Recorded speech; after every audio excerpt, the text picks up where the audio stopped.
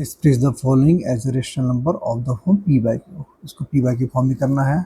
चलिए तो इसको सबसे पहले देखिए निगेटिव इसके हम दिख गया, यह भी निगेटिव दिख गया, तो सबसे पहले इसको हम पॉजिटिव बनाते हैं। तो क्या 8/3 का पावर हो जाएगा 2 मल्टीप्लाई 5/4 का पावर हो जाएगा 3। देखिए अब हो गया।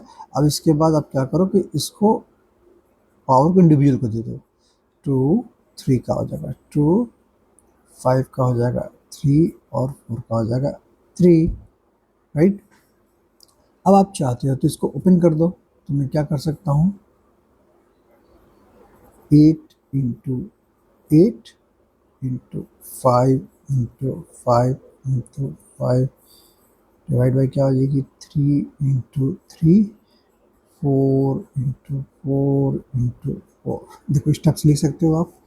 तो उसके बाद क्या कर लो कि 4 2 जा 8, 4 2 जा 8, ये 4 और ये 2 2 जा 4, ये दोनों कट गए एक साथ। क्या हो जाएगी 5 का हो जाएगा 5 5 जा 25 और 25 5 जा 125, 125 डिवाइड बाई 3 3 जा 9 9।